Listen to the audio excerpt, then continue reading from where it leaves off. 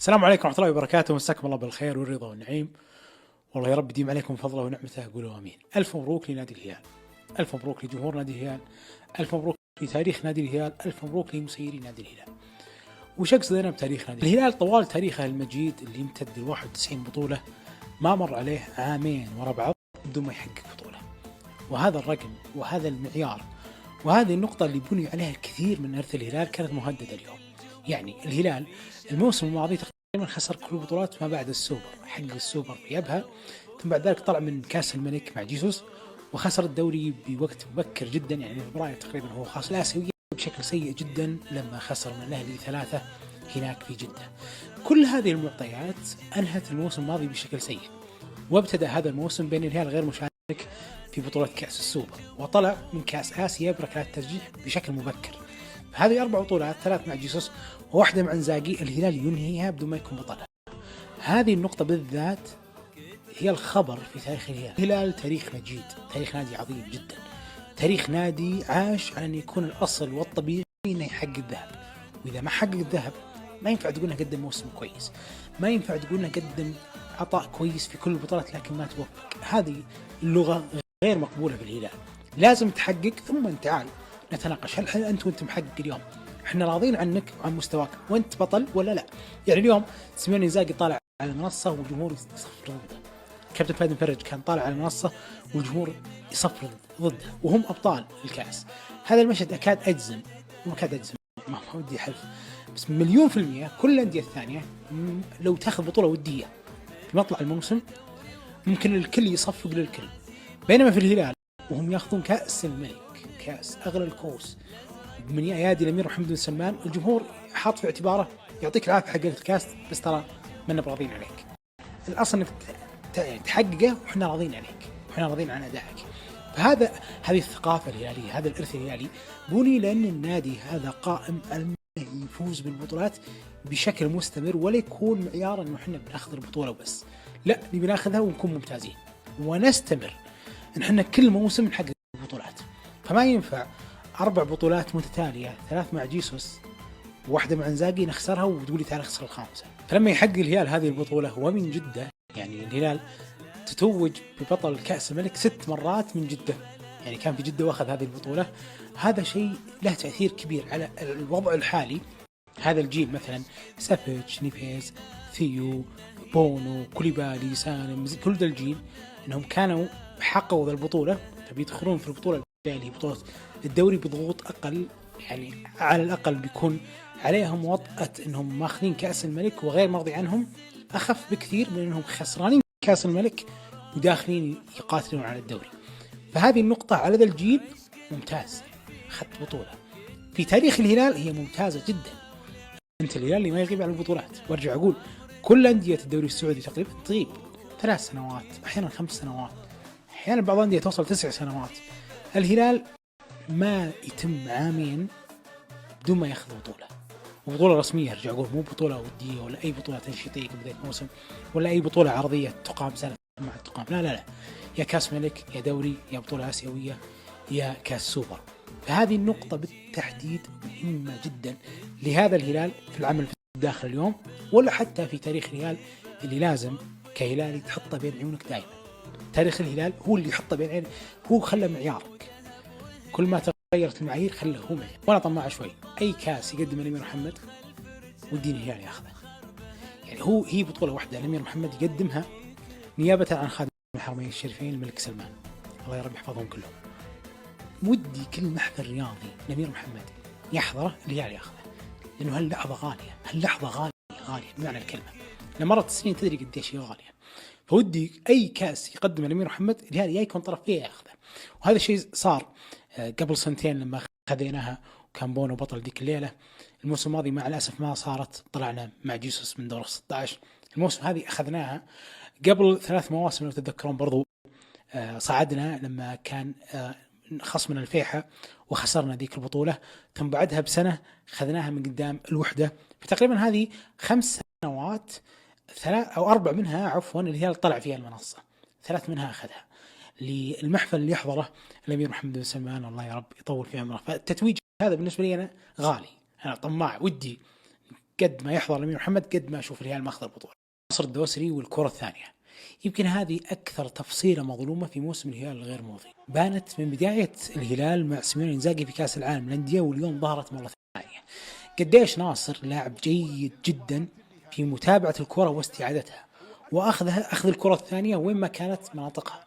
يعني اليوم بعد الهدف في لحظة كانت الكرة تلعب بشكل عرضي في منطقة جزاء الهلال، اللي سبق عليها وشتتها ناصر.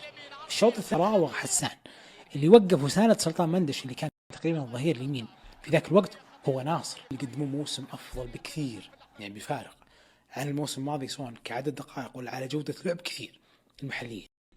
ناصر الدوسري، محمد كنو، حسن تنبكتي، متعب الحربي، كل ذول ما كانوا يلعبون معي. صار المحور اللي يحاول يستعيد الكرة في كل مناطق الملعب.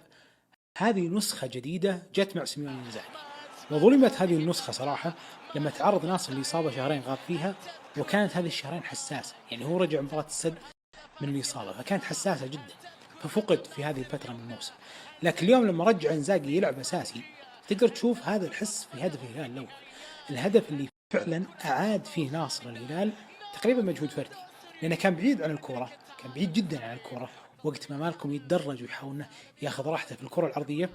وكان في 4 لاعبين من الخلود وكل ما يهمهم في هذه الهجمة انهم ياخذون الكرة الثانية، لانهم ما كانوا في تنظيم ال4 مدافعين اللي هم يحترون الكرة العرضية. اللي من خارج منطقة الجزاء ومن داخل منطقة الجزاء الرباعي اللي من دفاع الخلود كلهم ناصر اسرع منهم، مو بأسرع منهم بالبدنية، لا أسرع منهم ذهنيا.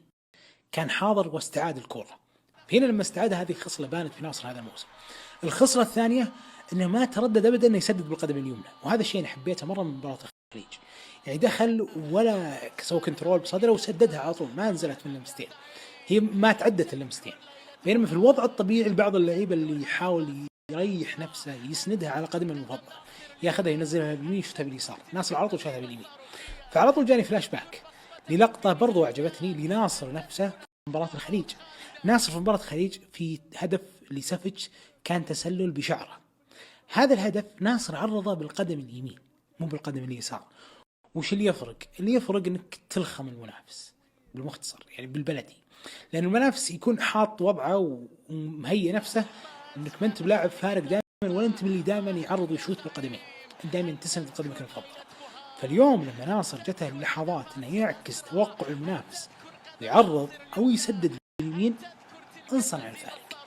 فانا هنا احيي ناصر، احييه جدا. يعني ناصر الموسم الماضي واللي قبله ثم لما ما كان ما يلعب مع جيسوس، ولا حتى في مواسم ماضيه ما كان فارق في ذا النقطه.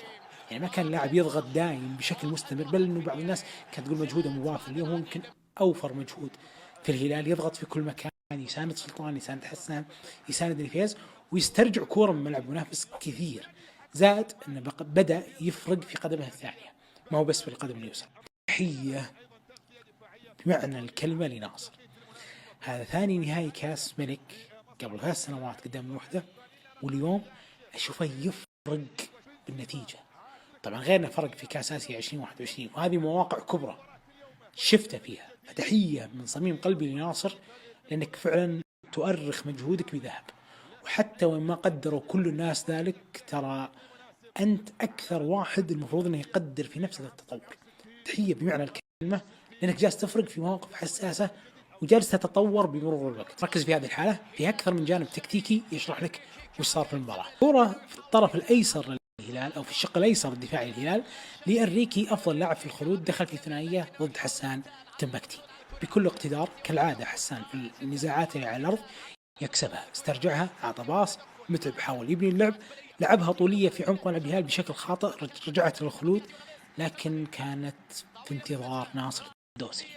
قيمة فعلا كبيرة لناصر انه قديش انه تغير وصار لاعب مجهود اكثر من كونه لاعب بالكرة في رجله. استرجع الكرة الثانية مثل عشرات المرات في هذه المباراة، يسترجع الكرة الثانية ورجعها لسافيتش الى روبن نيفيز. روبن نيفيز صار في الشق الايمن من الهلال كسنتر ايمن في الهلال من 3 سنوات مكان حسن تنبكتي، وهذا عكس اللي صار في بداية المباراة، لأنه بعد هدف الخلود بان أن الخلود يستهدف المساحات اللي بيتركها روبن نيفيز، ولأنه روبن نيفيز ما هو أسرع شيء في التحولات، فعشان كذا بشكل مباشر تدخل إنزاغي وحط حسان في هذا المكان وخلى روبن نيفيز في الشق الأيمن. طيب وش صار بعد ما صار في الهلال روبن نيفيز أيمن ومتعب أو يوسف يسار وحسان بينهم، شفت شكل آخر لروبن نيفيز، تألق بمعنى الكلمة، تسلطن، لأنه صار أكثر قدرة على أنه يكون محمي لأنه قريب للخط، وأكثر قدرة أنه يلعب الفريق لأنها بتجي الكرة على رجله اليمين عكس لما يكون في عمق الملعب. فتغير بمعنى الكلمة لروبن نيفيز في أداء في هذه المباراة من ذي اللحظة، من أصبح سنتر يمين اختلف مع النهائي.